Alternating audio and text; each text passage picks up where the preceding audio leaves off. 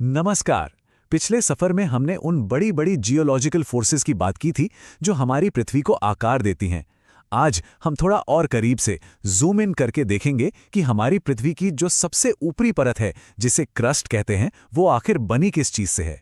जरा सोचिए, हम अपनी आंखों से इतने ऊंचे ऊंचे पहाड़ देखते हैं, बड़े बड़े महाद्वीप देखते हैं, आग उगलते ज्वालामुखी देखते हैं, पर क्या हमने कभी रुककर ये सोचा है कि ये सब असल में किन बुनियादी चीजों से मिलकर बने हैं?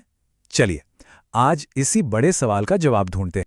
इसको ना ऐसे समझते हैं जैसे कोई बहुत बड़ी और शानदार इमारत एक एक ईंट को जोड़कर बनाई जाती है ना?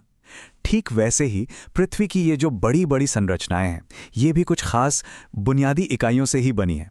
तो अगर हमें पूरी कहानी समझनी है तो पहले इन छोटे छोटे हिस्सों को, इन ईंटों को समझना होगा। तो इन भूवैज्ञानिक ईंटों की बढ़ाई करने वाले विज्ञान का नाम क्या है? चलिए आगे बढ़ते हैं और देखते हैं। इस विज्ञान को कहते हैं पेट्रोलॉजी। जी हां, पेट्रोलॉजी वो साइंस है जो हमें चट्टानों की बनावट, वो कैसे बनी और उनका पूरा इतिहास क्या है, ये सब कुछ बताती है। पर एक मिनट, यहां एक सवाल उठता है। किसी चट्टान की उम्र का पता कैसे चलता है? भाई, किसी पेड़ की तरह इसमें कोई गोल छल्ले तो होते नहीं हैं जिन्हें हम गिन सकें। इसके लिए साइंटिस्ट एक बहुत ही, कह सकते हैं, चालाक तरीका अपनाते हैं। इस टेक्निक का नाम है रेडियो एक्टिव डेटिंग। होता यह है कि चट्टानों के अंदर कुछ रेडियो एक्टिव एलिमेंट्स होते हैं। ये तत्व एक फिक्स्ड स्पीड से वक्त के साथ खत्म होते जाते हैं, जिसे डीके होना कहते हैं।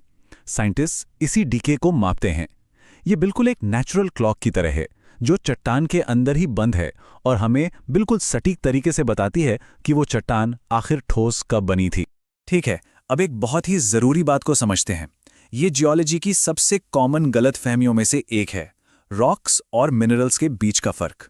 तो सबसे जरूरी बात यह है कि रॉक्स यानी चट्टानें एक या एक से ज्यादा मिनरल्स का मिक्सचर होती हैं। इसे एक सैलड के बोल की तरह सोचिए।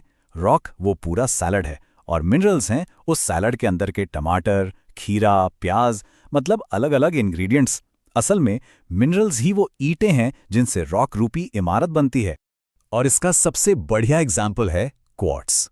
हम में से ज्यादातर लोग इसे एक पत्थर या रॉक ही समझते हैं, लेकिन नहीं, असल में क्वार्ट्स एक मिनरल है। मतलब ये एक शुद्ध ईंट है, पूरी इमारत नहीं। तो अब जब हम मिनरल्स का मतलब अच्छे से समझ गए हैं, तो चलिए उन 6 मुख्य मिनरल परिवारों से मिलते हैं जो मिलकर पृथ्वी की लगभग पूरी ऊपरी परत बनाते हैं। इन्हें प्यार से द बिग 6 कहा जाता है। इस चार्ट में जो बात सबसे ज्यादा ध्यान खींचती है वो ये है कि कैसे एक अकेला मिनरल परिवार बाकियों पर पूरी तरह से हावी है। तो क्यों ना कहानी की शुरुआत उसी से की जाए। ये कोई मामूली बात नहीं है। हम जिस जमीन पर खड़े हैं, चल रहे हैं, उसका ठीक आधा हिस्सा, मतलब 50%, सिर्फ एक ही मिनरल परिवार से बना है, जिसका नाम है फेल्ड्स्पार। फेल्ड्स्पार असल में सिलिकॉन, ऑक्सीजन और कुछ दूसरे एलिमेंट्स का कॉम्बिनेशन है। और हाँ, इसका इस्तेमाल कांच और सिरामिक यानी चीनी मिट्टी के बर्तन बनाने वाली इंडस्ट्री में बहुत ज्यादा होता है। दूसरे नंबर पर आता है बेहद मजबूत मिनरल क्वार्ट्ज। ये प्योर सिलिका से बना होता है और मौसम की मार को बड़ी आसानी से झेल लेता है। यही वजह है कि ये ग्रेनाइट जैसे बड़े बड़े पहाड़ों से लेकर समुद्र के किनारे की रेत तक हर जगह मौजूद है। लेकिन क्वार्ट्ज के पास एक बहुत ही अनोखा गुण है, लगभग एक जादुई शक्ति, जिसने हमारी मॉडर्न टेक्नोलॉजी को एक नया ही आकार दिया है। होता यह है कि जब क्वार्ट्ज पर दबाव डाला जाता है तो एक बहुत ही प्रिसाइज इलेक्ट्रिक चार्ज पैदा करता है। इसी गुण को पीजो इलेक्ट्रिक इफेक्ट कहते हैं। और पता है, इसी के वजह से हमारी घड़ियां एकदम सही समय बताती हैं और ये रेडियो और रेडार टेक्नोलॉजी का भी एक बहुत जरूरी हिस्सा है। अब मिलते हैं दो जुड़वां भाइयों से, पाइरोक्सीन और एम्फीबोल। ये दोनों दिखने में और अपनी केमिकल बनावट में भी काफी मिलते जुलते हैं। इनका जो गहरा हरा या काला रंग होता है ना, वो इनमें मौजूद आयरन और मैग्नीशियम की वजह से होता है। और एक मजे की बात, पाइरोक्सीन हमें उल्का पिंडों में भी मिलता है। यहाँ एक जरूरी जानकारी ये भी है कि एम्फीबॉल का एक आम रूप एस्बेस्टोस इंडस्ट्री से जुड़ा है। एस्बेस्टोस को पहले आग से बचाने वाले गुणों के लिए जाना जाता था, लेकिन अब इसके रेशों से जुड़े हेल्थ रिस्क्स की वजह से इसका इस्तेमाल बहुत सीमित हो गया है। अगला मिनरल है माइका। इसकी सबसे खास बात यह है कि ये बिजली का बहुत अच्छा इंसुलेटर है। मतलब ये बिजली को अपने आर पार जाने ही नहीं देता। यही गुण इसे एक नेचुरल शील्ड बनाता है जो हमारे इलेक्ट्रॉनिक उपकरणों के नाजुक हिस्सों की हिफाजत करता है। और आखिर में है ओलेवीन। ये एक बहुत ही खूबसूरत हरे रंग का क्रिस्टल है। ये अक्सर इतना कीमती होता है कि इसे गहनों में, ज्वेलरी में इस्तेमाल किया जाता है। असल में पेरिडॉट नाम का जो जेमस्टोन होता है वो ओलेवीन का ही एक रूप है। तो चलिए एक बार फिर से देखते हैं। ये चार्ट साफ साफ दिखा रहा है कि कैसे फेल्ड्स्पार रेस में सबसे आगे है और उसके बाद पायरोक्सीन, एम्फिबॉल और बाकी मिनरल्स आते हैं। हालांकि बिग सिक्स में प्लेयर्स हैं, लेकिन ये याद रखना जरूरी है कि इनके अलावा भी कई और मिनरल्स मौजूद हैं, जैसे कि कैल्साइट जो सीमेंट बनाने के लिए बहुत जरूरी है, या फिर मैग्नेटाइट जो अपने मैग्नेटिक गुणों के लिए जाना जाता है। तो अब हमारे पास अपने ईंटें तैयार हैं। फेल्ड्स्पार, क्वार्ट्ज और बाकी सब चट्टान बनाने की सारी बुनियादी सामग्री, सारे इंग्रेडिएंट्स अब हमारे सामने हैं। अब जब हमारे पास सारे इंग्रेडिएंट्स हैं तो सबसे बड़ा सवाल ये उठता है कि पृथ्वी इन मिनरल्स को मिलाकर चट्टानों में पकाती कैसे है। यही हमारा अगला पड़ाव होगा। तो अगली बार हमारे साथ जरूर जुड़िएगा जब हम आग से बनी इग्नियस चट्टानों की दिलचस्प दुनिया की खोज करेंगे। तो एक बार फिर से स्वागत है। याद है पिछली बार हमने मिनरल्स की दुनिया को समझा था। खैर, आज हम एक कदम और आगे बढ़ रहे हैं। उन मिनरल्स से चट्टानें कैसे बनती हैं इस विशाल और सच कहूं तो बेहद आकर्षक दुनिया में। तो सोचिए, इंग्रेडिएंट्स तो हमारे पास हैं ही, वो मिनरल्स जिनकी हमने बात की थी। अब बस भट्टी जलाने की देर है। ये लाइन आज की हमारी कहानी की एकदम सही शुरुआत है, क्योंकि आज की कहानी आग की है, पिघले हुए पत्थर की है। तो सबसे पहले इग्नियस रॉक्स। अच्छा, ये नाम आया कहां से? ये लैटिन शब्द आइग्निस से आया है, जिसका सीधा सा मतलब है आग, बिल्कुल फायर। और ये कोई ऐसी वैसी चट्टानें नहीं है, ये हैं प्राइमरी रॉक्स, मतलब धरती पर बनने वाली सबसे पहली चट्टानें। सोचिए, बाकी सारी चट्टानें जो हम देखते हैं वो कहीं ना कहीं इन्हीं से निकली हैं। अब यहां एक बहुत जरूरी बात समझनी है। ये जो पिघली हुई चट्टान है ना, इसके दो नाम हैं, मैग्मा और लावा। और लोग अक्सर इसमें कंफ्यूज हो जाते हैं, लेकिन फर्क बहुत सिंपल है, बस लोकेशन का। जब तक ये पिघला हुआ पत्थर धरती के सतह के नीचे है, दबा हुआ है, तब तक वो है मैग्मा।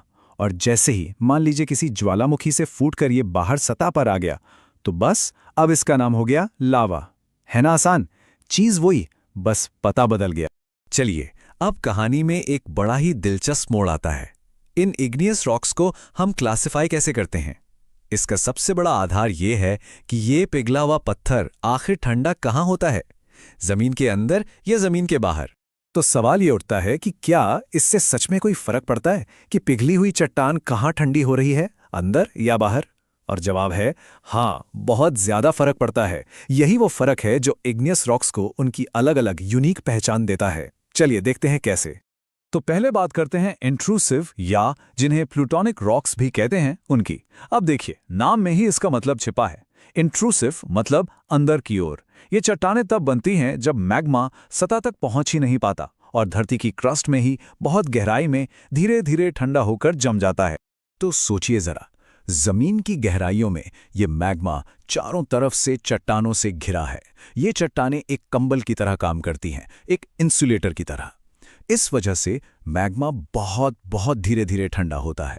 हजारों लाखों साल लग जाते हैं, और इसी लंबे समय का फायदा उठाकर इसके अंदर के मिनरल्स वो आराम से बड़े बड़े क्रिस्टल्स बना लेते हैं, इतने बड़े कि हम उन्हें बिना किसी माइक्रोस्कोप के देख सकते हैं। इसीलिए इनका टेक्सचर होता है कोर्स ग्रेन्ड, मतलब मोटे मोटे दानों वाला। और इसका सबसे क्लासिक एग्जाम्पल, अरे वही ग्रेनाइट जो हमारे किचन के काउंटरटॉप्स पर दिखता है। ये महाद्वीपीय परत यानी कॉन्टिनेंटल क्रस्ट का एक बहुत अहम हिस्सा है। एक और उदाहरण है गैब्रो। ठीक है, अब सिक्के का दूसरा पहलू देखते हैं। ये हैं एक्सट्रूसिव या वॉल्केनिक रॉक्स। एक्सट्रूसिव मतलब बाहर की ओर। ये तब बनती हैं जब लावा, मतलब वही मैग्मा जो अब सतह पर आ चुका है, बाहर हवा में या पानी में ठंडा होकर जम जाता है, बिल्कुल वैसे ही जैसे हम ज्वालामुखी विस्फोट में देखते हैं। यहां पर पूरी प्रक्रिया एकदम उलट है। जैसे ही लावा सतह पर पहुंचता है, वो ठंडी हवा या पानी के संपर्क में आता है और फौरन ठंडा हो जाता है, मतलब मिनटों या घंटों में। इतनी जल्दबाजी में मिनरल्स को बड़े बड़े क्रिस्टल्स बनाने का समय ही नहीं मिल पाता। तो नतीजा क्या होता है? एक फाइन ग्रेन टेक्सचर, मतलब बहुत महीन दानों वाली, या फिर ग्लासी यानी कांच जैसी चिकनी चट्टान बनती है। इसका सबसे बड़ा उदाहरण है बसाल्ट, जो ओशियानिक क्रस्ट यानी हमारे समंदर के तल को बनाती है। एक और बड़ा मज़ेदार उदाहरण है प्यूमिस। और पुमिस की बात निकली है तो एक बड़ी मज़ेदार बल्कि हैरान करने वाली बात बताता हूँ। ये एक ऐसी चट्टान है जो पानी पर तैरती है।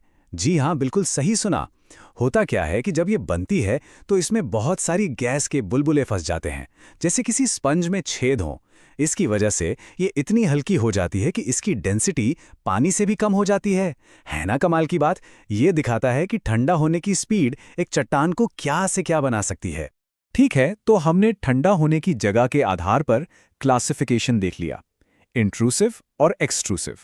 लेकिन कहानी में एक और फैक्टर है जो इन चट्टानों की पर्सनालिटी तय करता है, और वो है इनकी केमिकल कंपोजिशन, खासतौर पे मैग्मा में सिलिका की मात्रा। इसे आसानी से समझने के लिए हम मैग्मा की दो अलग-अलग पर्सनालिटीज की तरह सोच सकते हैं। एक तरफ हैं एसिडिक रॉक्स, जिनमें सिलिका बहुत ज्यादा होता है, ये हल्के रंग की और चिपचिपी होती हैं।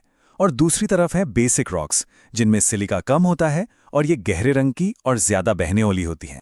चलिए अब इस टेबल को जरा ध्यान से देखते हैं और इन दोनों के फर्क को समझते हैं। सबसे पहले सिलिका। एसिडिक रॉक्स में सिलिका की मात्रा बहुत ज्यादा, कभी-कभी तो 80% तक होती है। वहीं बेसिक रॉक्स में ये काफी कम, करीब 40% के आसपास होती है।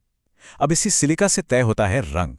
ज्यादा सिलिका मतलब हल्का रंग, जैसे ग्रेनाइट पे होता है। कम सिलिका मतलब गहरा डार्क रंग, जैसा बसाल्ट में दिखता है। अब आते हैं विस्कोसिटी पर, मतलब गाढ़ापन या चिपचिपापन। सोचिए, ज्यादा सिलिका वाला मैग्मा टूथपेस्ट जैसा गाढ़ा और चिपचिपा, मतलब विस्कस होता है, और कम सिलिका वाला शहद की तरह पतला और आसानी से बहने वाला, यानी फ्लूइड होता है। अब मिनरल्स की बात करें तो एसिडिक रॉक्स में आपको मिलेंगे फेल्ड्स्पार और क्वार्ट्ज। हाँ, वही क्वार्ट्ज जिससे कांच बनता है। और बेसिक रॉक्स में फेल्ड्स्पार के साथ साथ फेरोमैग्नीशियम मिनरल्स होते हैं, जिनमें आयरन और मैग्नीशियम होता है, और यही इन्हें वो गहरा रंग देते हैं। तो देखा कैसे सिर्फ एक केमिकल सिलिका चट्टान की पूरी पर्सनैलिटी ही बदल देता है।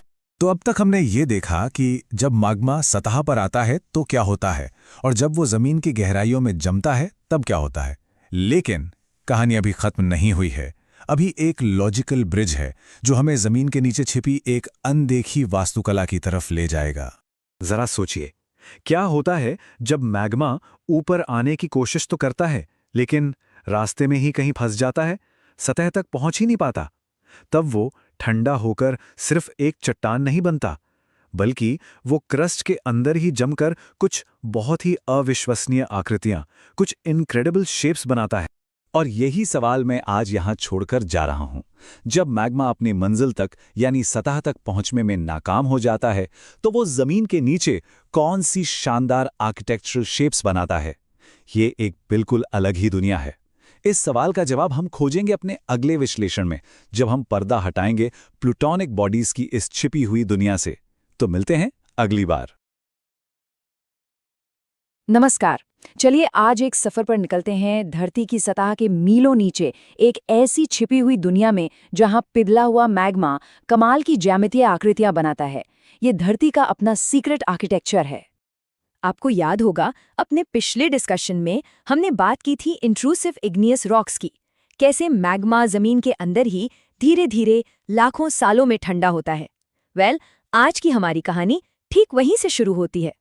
लेकिन यहाँ एक बहुत ही दिलचस्प बात है, ये मैग्मा बस यूं ही किसी भी बेतरतीब ढेर में नहीं जम जाता। नहीं, पृथ्वी का जो जबरदस्त दबाव है वो इस पिघले हुए पत्थर को कुछ खास ज्योमेट्रिक शेप्स में ढालता है। इन्हीं को हम कहते हैं प्लूटोनिक बॉडीज। ये समझिए, जमीन के नीचे छिपा हुआ एक पूरा आर्किटेक्चरल मास्टरपीस है। तो क्या आप इस छिपी हुई वास्तुकला को एक्सप्लोर करने के लिए तैयार हैं? चलिए शुरुआत करते हैं सबसे बड़ी, सबसे विशाल संरचनाओं से जो हमारे महाद्वीपों की नींव बनाती हैं। सबसे पहले है बैथोलिट। इसे आप सभी प्लूटोनिक बॉडीज का बिग बॉस या दादाजी समझ सकते हैं।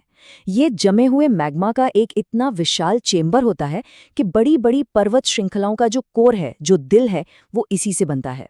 अब जरा सोचिए, ये बैथोलिट्स जमीन में बहुत बहुत गहराई में बनते हैं और हजारों स्क्वायर किलोमीटर्स तक फैल सकते हैं। तो सवाल ये है कि अगर ये इतने नीचे बनते हैं तो हमें दिखते कैसे हैं? इसका जवाब है समय।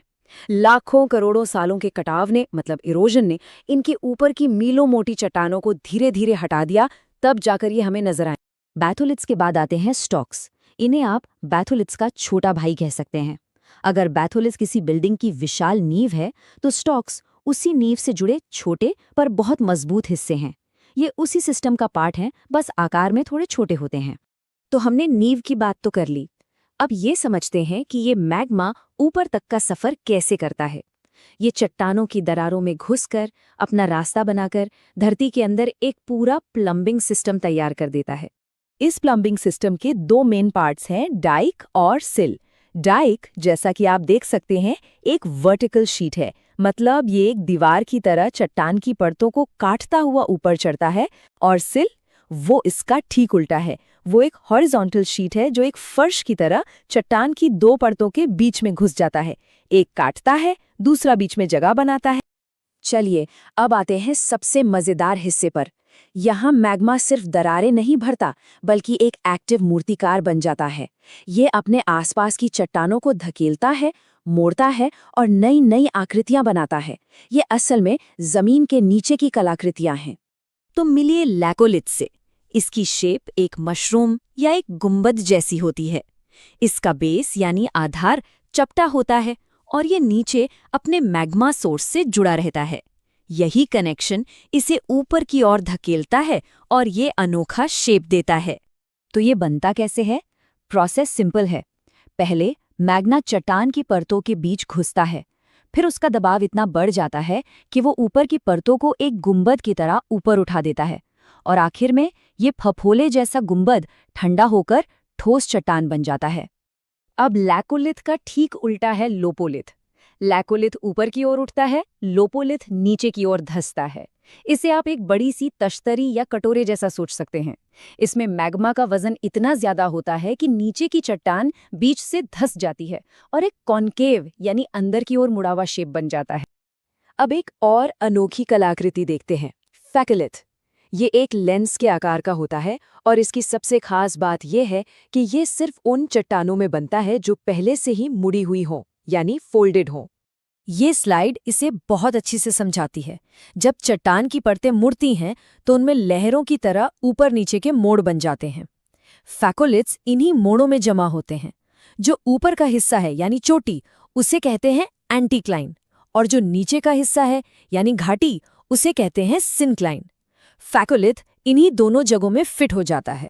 तो हमने ये पूरी छिपी हुई वास्तुकला तो देख ली, पर सोचिए जब लाखों साल बाद ये संरचनाएं कटाव की वजह से सतह पर आ जाती हैं, तब क्या होता है? देखिए, धरती की सतह एक बहुत ही कठोर जगह है। हवा, बारिश, नदियां, ये सारी ताकतें इन मजबूत चट्टानों पर लगातार हमला करती हैं। प्रकृति के आगे कुछ भी हमेशा के लिए टिका नहीं रह सकता। और लाखों करोड़ों सालों में यही होता है। ये बड़ी बड़ी राजसी संरचनाएं धीरे धीरे टूटकर छोटे छोटे कणों में बदल जाती हैं। विशाल पहाड़ और ऊंचे गुंबद आखिरकार रेत के कण बन जाते हैं। ये पृथ्वी का कभी न खत्म होने वाला चक्र है। लेकिन वो कण कहीं गायब नहीं होते, वो एक जगह इकट्ठा होते हैं, आपस में सीमेंट की तरह जुड़ते हैं और फिर से कठोर होकर एक नई चीज बनाते हैं। पर क्या? ये एक बिल्कुल नई कहानी है जिसे हम अपने अगले सेशन में जानेंगे। तो जरूर जुड़िएगा ये जानने के लिए कि आखिर ये रेत के कण किस चीज में बदल जाते हैं। नमस्कार। पिछले सेशन में हमने बात की थी इग्नियस चट्टानों की, याद है? वो चट्टानें जो सीधे आग से जन्म लेती हैं। हमने देखा था कि कैसे खौलता हुआ मैग्मा ठंडा होकर हमारे प्लैनेट की सबसे पहली चट्टानें बनाता है। पर कहानी यहाँ खत्म नहीं होती, बल्कि ये तो बस शुरुआत है।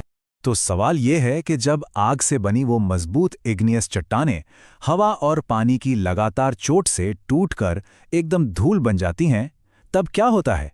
उनका क्या भविष्य है? बस यहीं से हमारी आज की कहानी शुरू होती है, उस पल से जब ये प्राइमरी चट्टानें बिखर जाती हैं। देखिए, कुदरत के पास ना इन बिखरे हुए टुकड़ों को फिर से जोड़ने का एक, कह सकते हैं, बड़ा ही कमाल का तरीका है। और इसी प्रोसेस से बनती हैं सेडिमेंट्री रॉक्स, यानी अवसादी चट्टानें। और ये सिर्फ पत्थर नहीं है, ये तो हमारे ग्रह के इतिहास का एक पूरा का पूरा आर्काइव है। अच्छा, तो ये होता कैसे है? मतलब ढीली ढाली रेत या छोटे छोटे कंकड़ एक ठोस पत्थर में कैसे बदल जाते हैं? इस पूरी प्रक्रिया का एक खास नाम है लिथोफिकेशन। चलिए इसे समझते हैं। एकदम आसान शब्दों में कहें तो लिथोफिकेशन वो प्रोसेस है जो रेत, मिट्टी, कंकड़ जैसे ढीली सेडिमेंट्स को एक सॉलिड चट्टान में बदल देता है। अब ये जो लिथोफिकेशन है, इसके दो मेन स्टेप्स हैं। पहला है कॉम्पैक्शन यानी दबाव। सोचिए, जैसे गीले स्पंज को निचोड़ा जाता है, ठीक वैसे ही ऊपर की परतों का वजन नीचे की परतों को दबाता है और उनके बीच की सारी हवा और पानी बाहर निकल जाता है। दूसरा स्टेप है सेमेंटेशन। इसमें पानी में घुले हुए मिनरल्स एक नेचुरल सुपर ग्लू की तरह काम करते हैं। ये इन दबे हुए कणों के बीच जाकर उन्हें आपस में मजबूती से चिपका देते हैं और बस बन गया पत्थर। तो अब हम ये तो जान गए कि ये चट्टानें बनती कैसे हैं। तो चलिए अब ये देखते हैं कि ये अपने अंदर क्या-क्या राज छिपाए रखती हैं। देखिए, ये चट्टानें सिर्फ पत्थर के टुकड़े नहीं हैं, ये पृथ्वी के इतिहास की एक ऐसी किताब हैं, एक ऐसा आर्काइव जिसमें करोड़ों सालों की कहानियां परत दर परत लिखी हुई हैं। इन चट्टानों की दो सबसे दिलचस्प खासियतें हैं। पहली है स्ट्रैटा यानी परतें। ये जो अलग अलग रंग और टेक्सचर की लेयर्स होती हैं ना, ये हमें एक टाइमलाइन दिखाती हैं कि कब क्या और कैसे जमा हुआ। और दूसरी जो सबसे सबसे स्पेशल है वो हैं फॉसिल्स यानी जीवाश्म। पुराने जमाने के पेड़ पौधों और जानवरों के ये अवशेष सिर्फ और सिर्फ इसी तरह की चट्टानों में मिलते हैं। जी हाँ, ये बात याद रखने वाली है कि सेडिमेंट्री रॉक्स ही वो अकेली चट्टानें हैं जहां हमें फॉसिल्स मिलते हैं। अब सवाल है, ऐसा क्यों? ऐसा इसलिए क्योंकि इनके बनने का जो प्रोसेस है ना, वो बहुत ही धीमा और जेंटल होता है। परत दर परत जमने वाली मिट्टी इन पुराने पेड़ पौधों और जानवरों के अवशेषों को बिना तोड़े फोड़े एक टाइम कैप्सूल की तरह संभाल कर रख लेती है और इन्हीं से हमें पृथ्वी के अतीत, उस समय के क्लाइमेट और लाइफ के एवोल्यूशन के बारे में पता चलता है। चलिए अब जरा और गहराई में उतरते हैं और देखते हैं कि इन चट्टानों को उनके बनने के तरीके के हिसाब से कैसे बांटा जाता है। इसे हम इन चट्टानों की अलग अलग ओरिजिन स्टोरीज को समझना भी कह सकते हैं। तो मोटे तौर पर इन्हें बनाने के 3 तरीके हैं। पहला है मैकेनिकली फॉर्म्ड। इसमें दूसरी चट्टानों के टूटे हुए टुकड़े, जिन्हें क्लास्ट्स कहते हैं, वो कंपैक्शन और नेचुरल सीमेंट से जुड़ जाते हैं। सैंडस्टोन और शेल इसके कॉमन एग्जाम्पल्स हैं। दूसरा तरीका है ऑर्गेनिकली फॉर्म्ड। ये तब बनती हैं जब लाखों सालों तक समुद्री जीवों के शेल्स, हड्डियां या पेड़ पौधों का मलबा एक जगह जमा होता रहता है। कोल और चॉक इसके बेहतरीन उदाहरण हैं। और तीसरा है केमिकली फॉर्म्ड। ये तब बनती हैं जब मिनरल्स वाला पानी इवेपोरेट हो जाता है और अपने पीछे ठोस क्रिस्टल्स छोड़ जाता है, जैसे रॉक सॉल्ट, जिसे हलाइट भी कहते हैं। और एक मजेदार बात बताऊं, ये चट्टानें हमारी हिस्ट्री और कल्चर का कितना बड़ा हिस्सा हैं। क्या किसी ने सोचा है कि दिल्ली का मशहूर लाल किला रेड सैंडस्टोन से बना है और इंडिया गेट वो येलो सैंडस्टोन से? जी हां, ये दोनों ही भारत की शान हैं और मैकेनिकली फॉर्म्ड सेडिमेंट्री रॉक के शानदार नमूने भी। अब एक खास चट्टान पर स्पॉटलाइट डालते हैं, लाइमस्टोन यानी चूना पत्थर। ये चट्टान इतनी वर्सेटाइल है कि ये तीनों तरीकों से बन सकती है, मैकेनिकली, ऑर्गेनिकली और केमिकली भी। और हां, ये सीमेंट बनाने का एक मेन इंग्रेडिएंट है जो इसे हमारे मॉडर्न कंस्ट्रक्शन के लिए बेहद जरूरी बना देता है। तो अब तक हमने 2 तरह की चट्टानों की कहानी को समझा है। एक वो जो आग से बनी यानी एग्नियस रॉक्स, और दूसरी वो जो धूल और मलबे से बनी यानी सेडिमेंट्री रॉक्स। लेकिन चट्टानों के बनने का ये साइकिल अभी पूरा नहीं हुआ है। पृथ्वी के पास चट्टान बनाने का एक तीसरा और शायद सबसे ड्रामेटिक तरीका भी है। एक ऐसा तरीका जिसमें टॉर्चर शामिल है, बेहिसाब दबाव और भयंकर गर्मी का टॉर्चर। ये एक ऐसे ट्रांसफॉर्मेशन की शुरुआत है जहां पुरानी चट्टानें एक बिल्कुल नए रूप में दोबारा जन्म लेती हैं। जरा सोचिए, क्या होता है जब एक चट्टान को जमीन के इतने नीचे दफन कर दिया जाए कि वो जबरदस्त गर्मी और दबाव से कुचली और पकाई तो जाए, लेकिन इतनी भी नहीं कि वो पिघल जाए। तो क्या होगा? वो पिघलती नहीं है, वो अपना रूप बदल लेती है, वो मॉर्फ हो जाती है। और ये अनबिलीवेबल प्रोसेस एक तीसरे बिल्कुल अलग तरह की चट्टान को जन्म देता है, जिसके बारे में हम जानेंगे अपने अगले सेशन। तो चलिए अपनी चट्टानों की कहानी को आगे बढ़ाते हैं। पिछली बार हमने आग से बनी इग्नियस और पानी से बनी सेडिमेंट्री चट्टानों को समझा था। आज हम इस कहानी के आखिरी और सबसे ड्रामेटिक हिस्से पर आ गए हैं। ये है मेटामॉर्फिक रॉक्स की कहानी। यानी पत्थर के पुनर्जन्म की कहानी। देखिए, चट्टानें आग और पानी से तो बनती ही हैं, लेकिन धरती के पास इन्हें बनाने का एक तीसरा और ज्यादा इंटेंस तरीका भी है। एक ऐसा तरीका जिसमें जियोलॉजिकल टॉर्चर यानी भूवैज्ञानिक यातना शामिल है। हाँ, सुनने में थोड़ा अजीब लगता है, लेकिन यकीन मानिए यही वो प्रोसेस है जो एक मामूली से पत्थर को किसी बेशकीमती चीज में बदल देता है।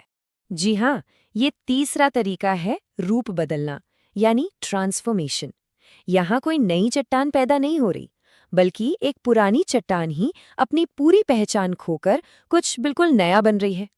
तो चलिए इग्नियस और सेडिमेंट्री से आगे बढ़कर इस आखिरी तरीके को समझते हैं, इससे ठीक पहले कि हम उस बड़े साइकिल को देखें जो इन तीनों को एक साथ जोड़ता है, जिसे हम द रॉक साइकिल कहते हैं। तो सबसे पहले समझते हैं इस पुनर्जन्म की प्रक्रिया को। हमारा पहला सेक्शन और रॉक्स रीबर्थ। ये शब्द बिल्कुल सटीक है, क्योंकि ये प्रोसेस सच में पुरानी चट्टानों को एक नई जिंदगी, एक नई पहचान दे देता है। इस पूरे प्रोसेस का एक खास नाम है मेटामॉर्फिज्म। अब ये मेटामॉर्फिज्म है क्या? ये एक ऐसा प्रोसेस है जिसमें कोई भी पुरानी चट्टान, चाहे वो इग्नियस हो, सेडिमेंट्री हो या कोई दूसरी मेटामॉर्फिक रॉकी क्यों ना हो, धरती के अंदर की जबरदस्त गर्मी और दबाव की वजह से अपना रूप बदल लेती है। और यहाँ सबसे जरूरी बात, ये सब कुछ होता है बिना पिघले। जरा सोचिए, ये पत्थर को पिघलाकर दोबारा ढालने जैसा नहीं है, बल्कि उसे इतना ज्यादा दबाया और पकाया जाता है कि उसका पूरा का पूरा इंटरनल स्ट्रक्चर ही बदल जाता है। ये एक तरह का फिजिकल और केमिकल रीबर्थ है। अब सवाल ये उठता है कि भाई ऐसी कौन सी ताकतें हैं जो एक ठोस चट्टान को बदलने पर मजबूर कर सकती हैं? तो चलिए मिलते हैं इन एजेंट्स ऑफ चेंज से। मेटामॉर्फिज्म के 3 मेन एजेंट्स हैं: प्रेशर यानी दबाव, वॉल्यूम यानी आयतन और टेम्परेचर यानी तापमान, जिसे हम शॉर्ट में पीवीटी चेंजेस भी कहते हैं। प्रेशर चट्टान को हर तरफ से निचोड़ता है, टेम्परेचर उसके अंदर के मिनरल्स को नरम करता है और वॉल्यूम में बदलाव से उसकी डेंसिटी बदल जाती है। जब ये तीनों ताकतें एक चट्टान पर काम करती हैं तो वो जबरदस्त स्ट्रेस में आ जाती है और इस नए मुश्किल माहौल में स्टेबल रहने के लिए खुद को बदलना शुरू कर देती है। और ये जो बदलाव है ना, ये एक खास प्रोसेस से होता है जिसे कहते हैं रीक्रिस्टलाइजेशन। अब ध्यान रहे, रीक्रिस्टलाइजेशन का मतलब पिघलना बिल्कुल नहीं है। इसका मतलब है कि चट्टान के अंदर जो मिनरल्स हैं वो गर्मी और दबाव के कारण अपना आकार और अरेंजमेंट बदल लेते हैं। छोटे छोटे बिखरे हुए दाने बड़े और ऑर्गेनाइज्ड क्रिस्टल्स बन जाते हैं। वो खुद को रीऑर्गेनाइज करते हैं, एक नया क्रिस्टल स्ट्रक्चर बनाते हैं जो उस नए एनवायरनमेंट में ज्यादा स्टेबल होता है। तो किसी चट्टान को बदलने के या कहें कि उसे टॉर्चर करने के 2 मेन रास्ते होते हैं। ये मेटामॉर्फिज्म के 2 मेन टाइप्स हैं और ये इस बात पर डिपेंड करता है कि चट्टान पर गर्मी का असर ज्यादा हुआ है या दबाव का। चलिए देखते हैं। पहला है थर्मल मेटामॉर्फिज्म, जो गर्मी से होता है। ये बिल्कुल वैसा है जैसे आप मिट्टी के किसी कच्चे बर्तन को भट्टी में पकाते हैं। गर्मी उसे एकदम पक्का और मजबूत बना देती है। ऐसा तब होता है जब कोई चट्टान गर्म मैग्मा या लावा के कांटेक्ट में आ जाती है। दूसरा है डायनामिक मेटामॉर्फिज्म, जो जबरदस्त फिजिकल प्रेशर से होता है। इसमें कोई केमिकल बदलाव नहीं होता। ये कुछ वैसा है जैसे किसी कार एक्सीडेंट में गाड़ी की बॉडी दबकर अपना शेप बदल लेती है। ये बस चट्टान को फिजिकली कुचलने और रीऑर्गेनाइज करने का प्रोसेस है। जब कोई चट्टान इतने जबरदस्त स्ट्रेस से गुजरती है ना, तो वो उस पर अपने निशान छोड़ जाती है। ये निशान या टेक्सचर्स उस चट्टान पर बने एक तरह के घाव के निशान हैं, जो बताते हैं कि उसने कितना तनाव झेला है। ये निशान 2 तरह के होते हैं, लाइनेशन और बैंडिंग। लाइनेशन में दबाव की वजह से मिनरल्स खिंचकर पैरेलल लाइंस में अरेंज हो जाते हैं और बेंडिंग में अलग अलग डेंसिटी वाले मिनरल्स अलग होकर लाइट और डार्क रंग की पट्टियों में बंट जाते हैं, बिल्कुल वैसे ही जैसे तेल और पानी अलग हो जाते हैं। तो अगली बार जब ऐसी कोई चट्टान देखें तो समझ जाइएगा कि आप उन ताकतों के सबूत देख रहे हैं जिन्होंने इसे बनाया है। और अब आते हैं उस हिस्से पर जिसे मैं जियोलॉजिकल अल्केमी यानी भूवैज्ञानिक कीमियागिरी कहना पसंद करता हूँ। ये वो स्टेज है जहाँ मामूली चट्टानें कुछ बिल्कुल नई और अक्सर ज्यादा कीमती चीजों में बदल जाती हैं। इस एल्केमी को समझने के लिए एक सवाल लेते हैं। जरा सोचिए, जब लाइमस्टोन यानी चूना पत्थर जैसी एक आम सेडिमेंट्री चट्टान को जबरदस्त गर्मी और दबाव में रखा जाता है तो क्या होता होगा? इसका जवाब है इस ट्रांसफॉर्मेशन टेबल में। देखिए, मामूली सा सेडिमेंट्री रॉक लाइमस्टोन बदल जाता है खूबसूरत मार्बल यानी संगमरमर में। सैंडस्टोन बदल जाता है बहुत ही कठोर क्वार्ट्जाइट में। क्ले और शेल जैसी चट्टानें स्लेट और फिर शिस्ट बन जाती हैं। और सिर्फ सेडिमेंट्री ही नहीं, मजबूत इग्नियस रॉक ग्रेनाइट भी ग्नाइस में बदल जाता है, जिसमें लहरदार पैटर्न्स होते हैं। है ना ये कमाल की एल्केमी, जो साधारण को असाधारण बना देती है। इन बदली हुई चट्टानों की खूबसूरती सिर्फ किताबों में नहीं है। इंसानों ने इनकी कीमत को पहचाना और इतिहास की कुछ सबसे शानदार इमारतें बनाने में इनका इस्तेमाल किया। और इसका सबसे बेहतरीन उदाहरण हमारे देश में ही है। एक तरफ है ताजमहल, जो पूरी तरह से एक मेटामॉर्फिक रॉक व्हाइट मार्बल से बना है, जो लाइमस्टोन के बदलने से बना। और दूसरी तरफ है लाल किला, जो रेड सैंडस्टोन से बना, जो कि एक सेडिमेंट्री रॉक है। आप एक ही नज़र में फर्क देख सकते हैं। मेटामॉर्फिक रॉक में एक क्रिस्टलाइन चमक होती है, जबकि सेडिमेंट्री रॉक में उसके दाने दाने साफ दिखते हैं। तो अब हमारे स्टेज पर तीनों मेन कैरेक्टर्स आ चुके हैं, इग्नियस, सेडिमेंट्री और मेटामॉर्फिक रॉक्स। हम जान चुके हैं कि ये कैसे बनते हैं, लेकिन कहानी यहाँ खत्म नहीं होती। ये चट्टानें हमेशा एक जैसी नहीं रहती। ये एक कभी ना खत्म होने वाले चक्र, एक इटर्नल लूप में बंधी हैं। तो यहाँ एक बहुत बड़ा सवाल खड़ा होता है कि अगर चट्टानें परमानेंट नहीं हैं, तो वो कौन सी ताकत है जो इस अनंत चक्र को चलाती है? क्या चीज़ एक इग्नियस रॉक को तोड़कर सेडिमेंट्री बनाती है और फिर उसे दबाकर मेटामॉर्फिक बना देती है? और क्या वो मेटामॉर्फिक रॉक वापस पिघलकर इग्नियस बन सकती है? इसी महान चक्र का जवाब हम ढूंढेंगे अपने अगले विश्लेषण में, जब हम एक्सप्लोर करेंगे द रॉक साइकिल। नमस्कार। पिछले विश्लेषण में हमने चट्टानों के 3 मुख्य परिवारों इग्नियस, सेडिमेंट्री और मेटामॉर्फिक की दुनिया को समझा था।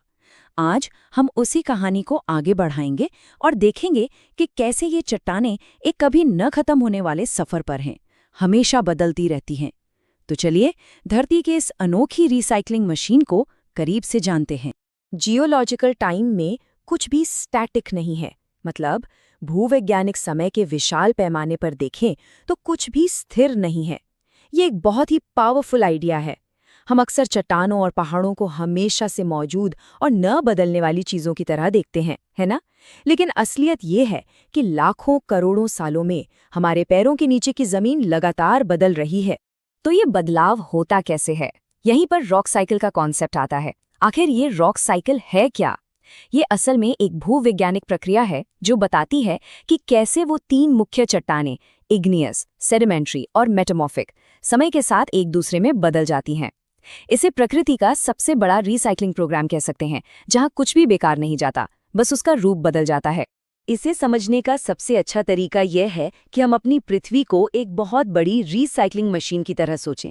जरा कल्पना कीजिए, ये मशीन लगातार काम कर रही है, पुरानी चट्टानों को तोड़ रही है, उन्हें पिघला रही है और फिर जबरदस्त दबाव डालकर उन्हें बिल्कुल नई चट्टानों में बदल रही है। ऊंचे ऊंचे पहाड़ों से लेकर गहरे समंदर की तलहटी तक सब कुछ इसी अद्भुत मशीन का ही नतीजा है। तो सवाल ये है कि ये महान चक्र आखिर शुरू कहाँ से होता है? चलिए इस सफर की शुरुआत करते हैं पृथ्वी के बिल्कुल दिल से, आग से। सब कुछ शुरू होता है पृथ्वी की गहराइयों में छिपे पिघले हुए मैग्मा से, एक ऐसी जगह जहां इतनी ज्यादा गर्मी है कि पत्थर भी पानी की तरह बहता है। तो होता यह है कि पृथ्वी की ऊपरी परत, जिसे हम क्रस्ट कहते हैं, और उसके ठीक नीचे की मोटी परत, जिसे मैंटल कहते हैं, वहां ये पिघला हुआ मैग्मा मौजूद है। जब ये बेहद गर्म मैग्मा किसी तरह ऊपर की तरफ आता है तो ये ठंडा होकर जमने लगता है, यानी सॉलिड हो जाता है। इसी प्रक्रिया को क्रिस्टलाइजेशन कहते हैं। इसमें लिक्विड मैग्मा के एटम्स एक तय पैटर्न में जुड़कर क्रिस्टल्स बनाते हैं और बस यहीं जन्म होता है हमारी पहली तरह की चट्टान का, इग्नियस रॉक। ठीक है, तो इग्नियस चट्टान तो बन गई, अब आगे क्या? अब हमारा सफर पृथ्वी की सतह पर आता है, जहां हवा, पानी और बर्फ जैसी ताकतें इस नई चट्टान का इंतजार कर रही होती हैं। लेकिन इसका स्वागत करने का उनका तरीका जरा अलग है। जैसे ही ये इग्नियस चट्टानें सतह पर आती हैं, मौसम की मार और कटाव यानी वेदरिंग और इरोजन इन्हें धीरे धीरे तोड़ने लगते हैं और छोटे छोटे कणों में बदल देते हैं। इन कणों को हम कहते हैं सेडिमेंट्स। ये सेडिमेंट्स जैसे कि रेत या मिट्टी फिर हवा या नदियों के साथ बहकर कहीं और जमा हो जाते हैं, परत दर परत। अब सोचिए, समय के साथ ऊपर की परतों का वजन नीचे की परतों को दबाता है, जिसे कंपैक्शन कहते हैं, और पानी में घुले हुए मिनरल्स इन कणों को गोंद की तरह आपस में चिपका देते हैं, जिसे सीमेंटेशन कहते हैं। और बस इसी से बनती है हमारी दूसरी तरह की चट्टान, सेडिमेंट्री रॉक। चलिए, अब हमारा सफर वापस जमीन के नीचे की ओर जाता है। जैसे जैसे सेडिमेंट्री चट्टान के ऊपर और परतें जमा होती जाती हैं, नीचे की चट्टानें पृथ्वी में और भी गहरी धंसती चली जाती हैं, और वहां उनका सामना होता है एक बिल्कुल अलग दुनिया से। एक ऐसी दुनिया जहां बेहिसाब गर्मी और दबाव है। इस प्रक्रिया को कहते हैं बरियल, मतलब चट्टान का जमीन में दफन हो जाना। जब सेडिमेंट्री चट्टान बहुत नीचे दब जाती है तो ये जबरदस्त गर्मी और दबाव इसकी पूरी की पूरी बनावट और कॉम्पोजिशन को ही बदल देते हैं। यहाँ एक बात समझना जरूरी है, चट्टान पिघलती नहीं है, बल्कि एक तरह से पक जाती है। जैसे मिट्टी को पकाकर ईंट बनाई जाती है, ठीक वैसे ही इस प्रक्रिया में उसके मिनरल्स नए मिनरल्स में बदल जाते हैं और एक बिल्कुल नए तरह की चट्टान बनती है, जिसे हम कहते हैं मेटामॉर्फिक रॉक। इसका सबसे अच्छा उदाहरण है लाइमस्टोन, जो दबाव और गर्मी से मार्बल यानी संगमरमर में बदल जाता है। और अब हम इस चक्र के आखिरी पड़ाव पर पहुंचते हैं, वो मुकाम जहां चट्टान का सफर पूरा होता है और वो अपनी शुरुआती हालत में यानी पिघली हुई अवस्था में लौट जाती है। जहां से शुरू हुआ था वहीं वापस आग में। सोचिए, अगर मेटामॉर्फिक चट्टान को पृथ्वी में और भी ज्यादा गहरा धकेल दिया जाए तो वहां तापमान इतना बढ़ जाता है कि वो सॉलिड रह ही नहीं पाती, वो पूरी तरह पिघल जाती है। इस प्रक्रिया को कहते हैं मेल्टिंग। इसमें चट्टान की पूरी क्रिस्टल स्ट्रक्चर खत्म हो जाती है और वो वापस मैग्मा बन जाती है, और इसी के साथ ये चक्र एक बार फिर से शुरू होने के लिए तैयार हो जाता है। लेकिन यहाँ एक दिलचस्प बात है, क्या ये चक्र हमेशा इतना सीधा साधा एक ही रास्ते पर चलता है? जी नहीं। प्रकृति के अपने कुछ नियम होते हैं, लेकिन वो कभी-कभी शॉर्टकट भी लेती है। ये कोई फिक्स्ड हाईवे नहीं है, बल्कि एक उलझा हुआ जाल है, एक कॉम्प्लेक्स वेब। जैसे कि ये बिल्कुल मुमकिन है कि एक इग्नियस चट्टान सेडिमेंट्री चट्टान बने ही ना और सीधे जमीन में दबकर मेटामॉर्फिक चट्टान में बदल जाए। ये एक शॉर्टकट हुआ। ठीक इसी तरह एक मेटामॉर्फिक चट्टान भी पिघलने के बजाय वापस सतह पर आ सकती है और वेदरिंग और इरोशन से गुजरकर सीधे सेडिमेंट्स बना सकती है, जिनसे बाद में सेडिमेंट्री चट्टान बनती है। ये इस चक्र के फ्लेक्सिबल होने का सबसे बड़ा सबूत है। और इस पूरे चक्र से जो चीजें बनती हैं उनकी रेंज देखकर कोई भी हैरान हो जाए। जरा देखिए, एक तरफ है टैल्क, जो इतना नरम होता है कि आप उसे अपने नाखून से खरोच सकते हैं, और दूसरी तरफ है डायमंड यानी हीरा, जो धरती पर पाया जाने वाला सबसे कठोर प्राकृतिक पदार्थ है। दोनों ही इन भूवैज्ञानिक प्रक्रियाओं का नतीजा है। फर्क बस इतना है कि टैल्क कम दबाव में बनता है, जबकि हीरा जमीन के बहुत नीचे बेहिसाब दबाव में बनता है।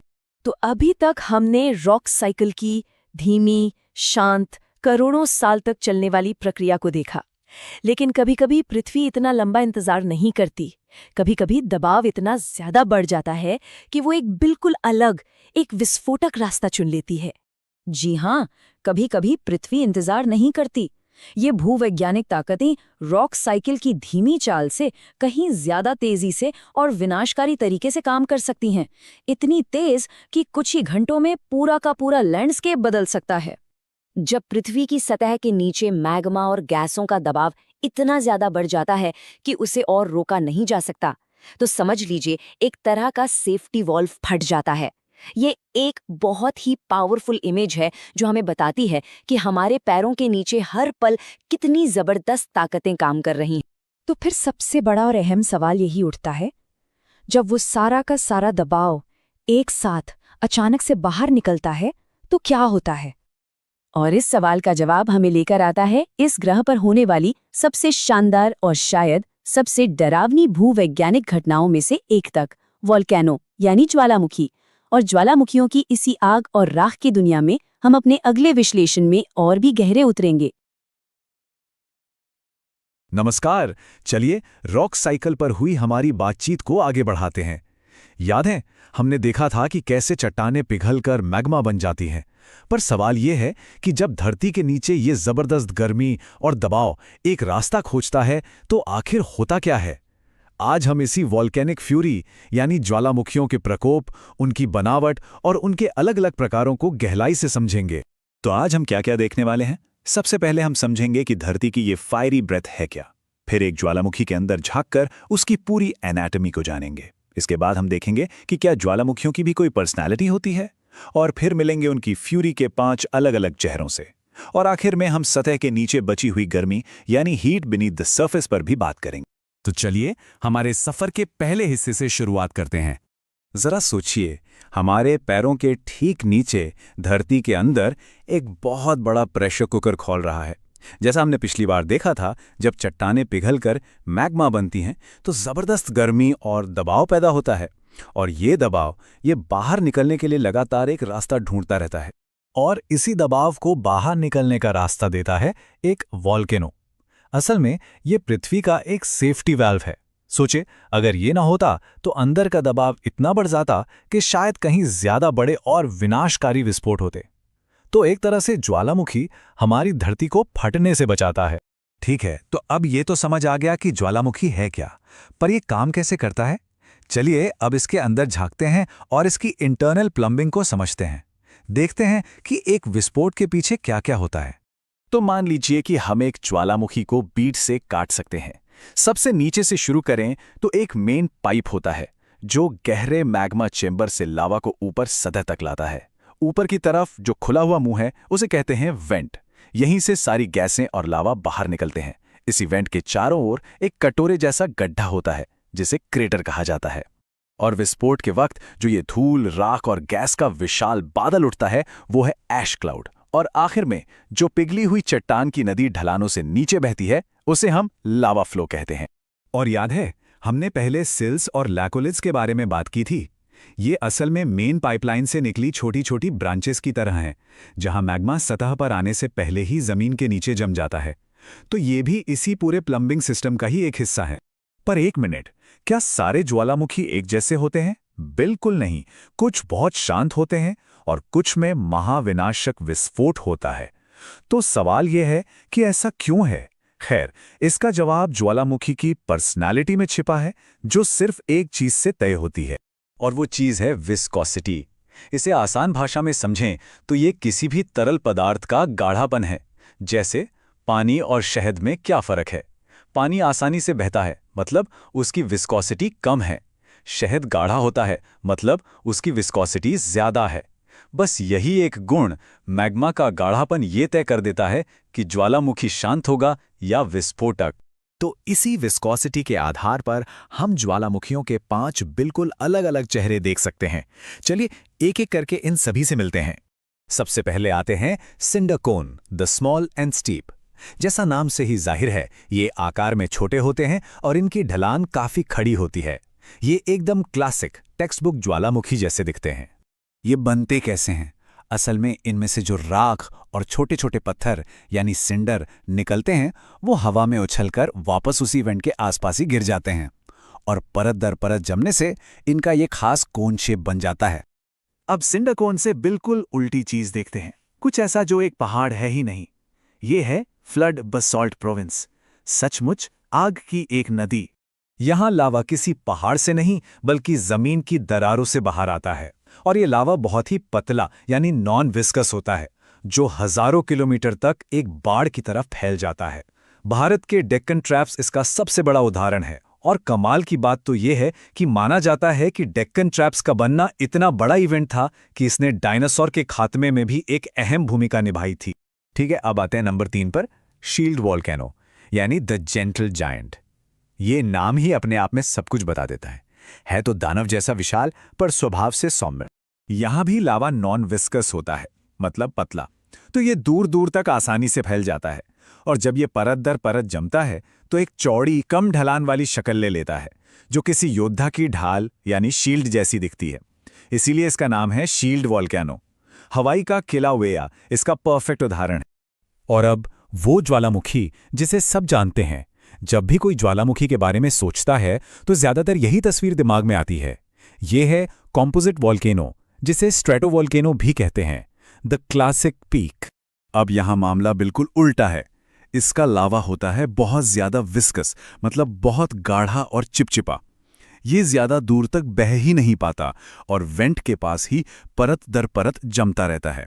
इसी से वो ऊंची, खड़ी और शानदार चोटियां बनती हैं, जैसे कि माउंट फू। और आखिर में वो जो सबसे ज्यादा विनाशकारी है, कैल्डेरा द डिस्ट्रॉयर। ये वो ज्वालामुखी नहीं है जो कुछ बनाता है, बल्कि ये वो है जो खुद को ही तबाह कर लेता है। तो ये होता कैसे है? सोचिए। स्टेप 1, एक जबरदस्त भयंकर विस्फोट होता है जो नीचे के पूरे मैग्मा चेंबर को खाली कर देता है। स्टेप 2, अब जब नीचे का सपोर्ट ही खत्म हो गया तो ऊपर का ढांचा कमजोर पड़ जाता है। और फिर आता है स्टेप 3, पूरा का पूरा ज्वालामुखी अपने ही बोझ तले अंदर धंस जाता है। जहां कभी एक ऊंची चोटी थी, वहां अब सिर्फ एक बहुत बड़ा गड्ढा यानी कैल्डेरा रह जाता है। तो ये थे ज्वालामुखी के 5 अलग अलग चेहरे। लेकिन क्या लावा ठंडा होने के बाद कहानी खत्म हो जाती है? नहीं, असल में कहानी का एक और दिलचस्प पहलू है, वो गर्मी जो सतह के ठीक नीचे दबी रह जाती है। जैसा कि यहां कहा गया है, we have seen the mountains of fire, but volcanic activity isn't limited to lava. Sometimes the heat remains just below the surface. मतलब हमने आग के पहाड़ तो देख लिए, पर ज्वालामुखी की कहानी सिर्फ लावा तक ही सीमित नहीं है। कभी कभी इसकी गर्मी सतह के ठीक नीचे रह जाती है और एक बिल्कुल नए तरह के नज़ारे को जन्म देती है।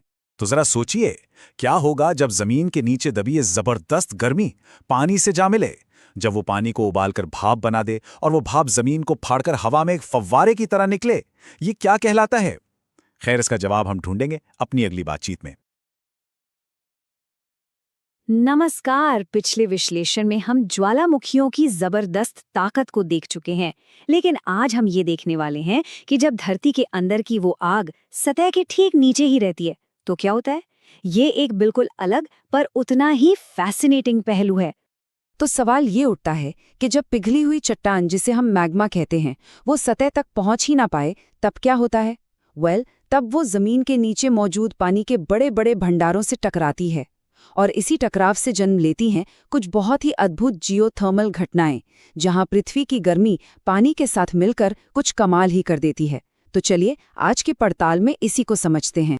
ठीक है, तो सबसे पहले बात करते हैं गाइजर की। अब ये प्रकृति के सबसे कमाल के नज़ारों में से एक है। ये शब्द सुनने में जितना अनोखा लगता है ना, इसके काम करने का तरीका उतना ही ज्यादा साइंटिफिक और सिस्टमैटिक है।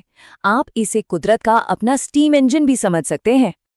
तो आखिर ये गाइजर है क्या चीज? देखिए, ये सिर्फ गर्म पानी का कोई तालाब नहीं है। असल में ये एक पूरी डायनामिक सिस्टम है, एक ऐसा गर्म सोता जो धरती के नीचे की जियोथर्मल हलचल की वजह से एक तय समय पर भाप और खौलते हुए पानी को जोर से बाहर फेंकता है। बिल्कुल जैसा मैंने कहा, एक नेचुरल स्टीम इंजन की तरह। तो आइए इस पूरी प्रक्रिया को ना एक एक करके समझते हैं। सबसे पहले जमीन का पानी रिसकर धरती की गहरी दरारों और चैनलों में जमा हो जाता है। फिर दूसरा स्टेप, सतह के ठीक नीचे मौजूद मैग्मा या फिर बेहद गर्म चट्टानें इस पानी को उसके बॉइलिंग पॉइंट से भी कई ज्यादा गर्म कर देती हैं। अब तीसरा स्टेप, पानी जोरों से उबलने लगता है, जिससे ढेर सारी भाप बनती है और जमीन के नीचे एक प्रेशर कुकर जैसा जबरदस्त दबाव बन जाता है। और फिर आखिर में जब ये प्रेशर इतना बढ़ जाता है कि चट्टानें उसे रोक नहीं पाती, तो ये गर्म पानी और भाप का एक जोरदार फव्वारा बनकर आसमान की तरफ फूट पड़ता है। और यही वो शानदार नज़ारा है जिसे हम गाइजर कहते हैं। और मजे की बात यह है कि ये सब सिर्फ दुनिया के किसी कोने में नहीं होता, हमारे अपने भारत में भी ऐसी जगहें हैं। लद्दाख की पूगा वैली ऐसी ही जियोथर्मल एक्टिविटी के लिए जानी जाती है, जहां आपको गर्म पानी के सोते मिलते हैं। ये इस बात का एक शानदार सबूत है कि ये जियोलॉजिकल प्रोसेस असल में हमारे कितने करीब हैं। अच्छा, तो गीजर्स कैसे काम करते हैं ये तो हमने समझ लिया। अब चलिए ज्वालामुखी की दुनिया के कुछ कह सकते हैं सेलिब्रिटीज से मिलते हैं। ये वो रिकॉर्ड होल्डर्स हैं जिन्होंने जियोलॉजी की हिस्ट्री में अपना नाम हमेशा के लिए दर्ज करा लिया है। तो यहाँ हमारे सामने दो असली जियोलॉजिकल जायंट्स हैं। बाई तरफ है दुनिया का सबसे ऊंचा एक्टिव ज्वालामुखी ओजस डेल सलाडो, जो चिली और अर्जेंटीना के बॉर्डर पर शानदार एंडीज पहाड़ों में मौजूद है। इसकी ऊंचाई जानते हैं? 6,893 मीटर। जरा सोचिए। और दाईं तरफ है सबसे मशहूर एक्टिव ज्वालामुखियों में से एक, इटली का माउंट स्ट्रोम्बोली। ये अपने लगभग लगातार होने वाले हल्के विस्फोटों के लिए जाना जाता है, जो सदियों से, जी हाँ, सदियों से चले आ रहे हैं। और माउंट स्ट्रोम्बोली का तो एक बहुत ही खास नाम भी है, भूमध्य सागर का लाइट हाउस। ऐसा इसलिए क्योंकि इसके जो लगातार छोटे छोटे विस्फोट होते रहते हैं वो हजारों सालों से नाविकों के लिए एक नेचुरल बीकन मतलब रोशनी दिखाने वाले टावर का काम करते आ रहे हैं। है ना कमाल की बात? तो चलिए अब हम अपनी इस पूरी जियोलॉजिकल जर्नी के ग्रैंड फिनाले पर पहुंचते हैं। हमने अब तक जो कुछ भी अलग अलग टुकड़ों में सीखा है ना, अब वक्त है उन सबको एक साथ जोड़कर पूरी तस्वीर देखने का। ये स्लाइड हमारी पूरी जियोलॉजिकल कहानी का सार है।